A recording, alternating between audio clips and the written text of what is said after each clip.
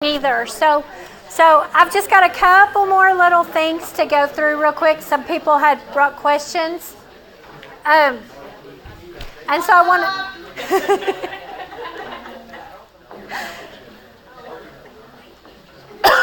Excuse me. Okay.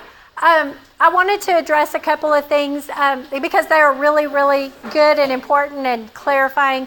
Also, I will stay a little bit late today. I can do that today. So if you've got a question, come get me afterwards. If you've got to leave early, email me or tweet me or whatever. And I will do whatever I can to message you back and answer your questions. Somebody had asked about if you, as far as hashtags go, or Twitter accounts, if you need to have particular accounts for each book that you have, you can do that. And I know different accounts that have that. I follow a few that have different accounts specifically to that book. However, one thing that you can just do is have your own basic account, your at Natalie Bright or at, whatever. And then have, when you tweet about this book, put a hashtag for that book. Like I've got a series that's on my website that's Shooting Stars Traveling Circus. Every time I tweet about that, I try really, really hard to hashtag Shooting Stars Traveling Circus. Hashtag every book that you have should have its own hashtag so that if somebody's looking for your book, you want them to find your book, go to that. If you have a blog, and if your blog is named Grandparents Chat Forum, or if you've got a blog that you Living Right or whatever, hashtag that every time you tweet about that. Or and Facebook now does hashtags. They didn't used to, but they do now too. And Instagram does, and Pinterest does. So if somebody's searching for something specific, you want them to find you. So hashtag that. Also, if you are on Facebook and you want to include a hashtag, go in on your Facebook page and make sure that you have checked to where the visibility for that post, and it's got a little drop down, and you can say make public, private, friends, myself only, which I don't know why somebody would post just to themselves, but maybe if they forget things, I don't know.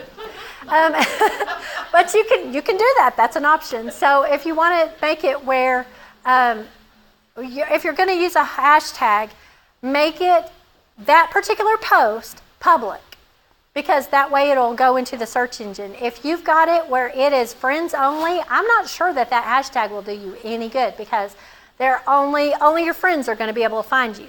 So if you're using hashtags, you want to set up where that particular post is public. And then when you are done, if you don't want all of your posts to be public, where anybody can see you and find you and everything, make sure that you go back in and reset with your next post that it will default to friends only, or friends of friends, or, however you want to do it. Because you do not want to pick up a stalker. And that's always a bad thing.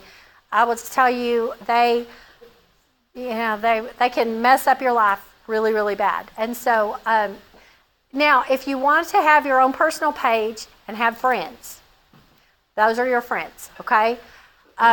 Don't friend everybody that asks for your friendship, okay? They can follow you without being your friend, okay? They can do that, and which is probably more. And you can block. If somebody is contacting you because they're following you, you can block them. And if they're contacting you and sending you messages that are inappropriate, report them. Do that to Facebook. And there is a thing on the, report this person. When you go to you click on their page, and it will say, this person is following you, and you can click a drop down, and it will say, block them. And then it will say, report them. Do that. Report them. If they are following you, if they're anybody doing anything that is not appropriate, you block them and you report them, because that is not okay. And it was just brought up the other day. If you only take care of yourself by blocking them, they're going to move to somebody else. So you want them to be reported so that they don't move to somebody else, okay? Because you don't want anybody else in that situation either. So do that. If you want to do, I have a friends page and I have an author page. That author page is public, okay? So anybody can follow that page. And I want people to share and things like that. It goes, if you have a business or fan page or anything like that, it goes through a different set of algorithms with the Facebook. And so you really want people to like and comment on that. So there's a little bit of, if you've got questions about that, let me know. But those are your public posts. So if you don't want to have to try to remember to check public and then check it back to private with every post, then you can set up an author page or whatever to have that as your public and this is your private. And so that'll kind of take care of some of that. Was there one other question about? Yes. I do have a quick question. I have a Facebook page. And how do you set up, if you're using your name on your personal Facebook page, how do you set up an author page without it being the same? Yes. Okay. What I do on mine says, I can't remember if it's Kimberly or Kim Black author, and it just says Kim Black, author. And you just make it something slightly different. There's Kim Black Books, which is not mine. Somebody else has that. So you want to make sure that it's available, and then we'll tell you if it's available. Whereas if it's your own personal page, you can set up your name, and even if there's somebody else with that name. So also about Facebook ads for promotion. I've had several people who ask me, is it worth it? Okay, I have done it one time, and I did not get tangible results from it. However, I got exposure. One thing that's really nice with that, and I didn't do it for a book launch, okay? I did it for my blog. And it's harder, I know this is weird, it's harder to get people to sign up for email than it is almost anything else, including, hey, click this link to see what my book is about. If you do that, click this link to see what my book is about, you will almost always get clicks. If you do it, and sometimes you'll get buys. If you do it for subscribe to my email, a lot of times you will not get anything because nobody wants one more piece of email coming in. So you got to be careful as what you're going to do it for. But budget-wise, I mean, a Facebook ad for, 7 days? Let me look on here so I can see because I think it's 7 days. Yes, 7 days is $30. And you get to pick your audience. So what you're doing is it comes up and it says, so who do you want to see this? And so you can pick it regionally, you can pick it by age, you can pick it by people who are interested in other things. So like when I was doing Shooting Stars Traveling Circus, as I was trying to promote that, I got to pick people who liked the Firefly TV series because it's got a lot of the same aspects. It's Western, but it's in space. So I know that doesn't seem to go together, but that's a very specific audience. And people who like the TV show Firefly would like the story. So that's something that you get to pick what you want it to look like. And this is just a picture that I pulled up. So you get to pick what you want graphically to show in your ad. You get to pick how long it runs. You can do 14 days, 7 days, 1 day. You get to tell it how much you want to spend. The default option is $30. And it says for $30, you're going to reach 5,700 to 15,000 people. Okay?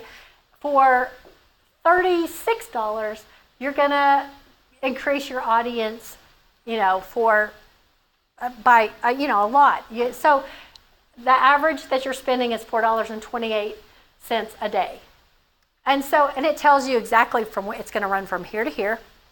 Now they do approve your ad, so you're not putting, if you put a picture that will be offensive to people, they're not going to approve your ad. Okay? So don't do that. And then you just set up with where it comes out of a credit card or PayPal or whatever. So I have a lot of friends who have had very good results with book launches using Facebook ads. Okay, and I'm going to real quick zip through the rest of this. Other things that you can do with social media accounts. I've got along with the hashtag of having every book having an account on Pinterest, I have all of my books have their own Pinterest page. But you can also have a book that I'm in the process of writing has got my research. Okay, so I've got pictures of all my characters, or my ideals of all my characters on this page. But anytime, instead of just having a big long bookmark of the different kinds of pistols that a spy would use, or fashion and everything that is involved with this book, I've got all of those things pinned so that if I need to look up and say, oh my goodness, I can't remember, what is the magazine capacity of a Springfield subcompact, then I can go to that page because I've already marked it. I can do it real quick.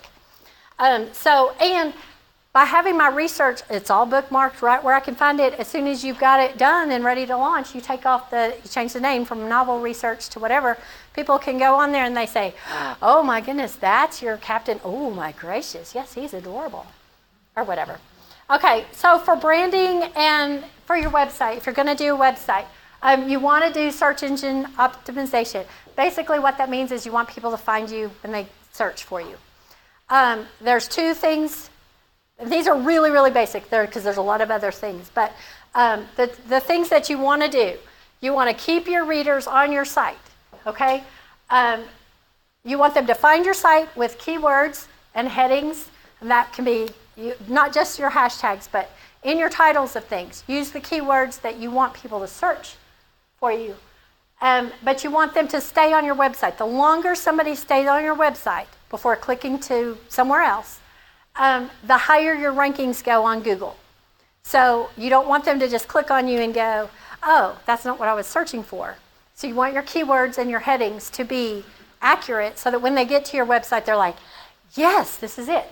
Okay, Brian Dean on YouTube has got a great series of videos, so I would recommend doing that. He's got a really good YouTube channel.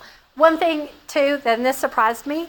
The second if everybody says, oh, Google that.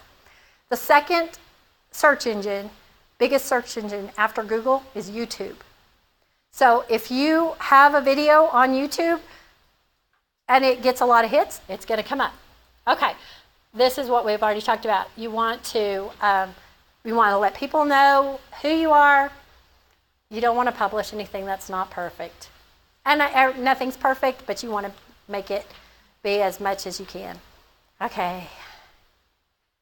And trolls, and that's the same thing. Trolls and stalkers, same thing. You don't want those. You don't want them at all. And if somebody, really and truly, be proactive about that. If someone is coming to your website and they're making comments, so and I put on my website, I have it where I have to approve comments, so I can look through, and if it's spam, I just trash it. But I try really hard. Anytime I can approve a comment, I do, because they'll get a notification. Offer gifts if you can. Do giveaways. They're fantastic if you can afford to. I love Pioneer Woman because every Christmas she gives away boots and things like that. And I think of Natalie's blog that she has, and I think she's our very own Pioneer Woman. Could you start giving away cowboy boots like all the time? Because I don't like when I sign up to get the cowboy boots and yeah. Okay, well. But I know, right? These are pretty bad. So, but and another thing, try really hard. As many, like on Twitter, Instagram, and Pinterest, I'm the same exact person. Facebook page, I've used my real name. My website, KimBlackey.com. So anytime that I can use my real name and keep it the same across all the platforms, that's what I try to do. Okay, and I recommend that to everybody who can. And that's really all I have, and I'm going to turn it over to Janet, and it'll take just a second. Well, do we want to do, how about, we can just go ahead and close out. Do we want to do the drawing real quick before we start yours? Sure, you can. Do you want me to? So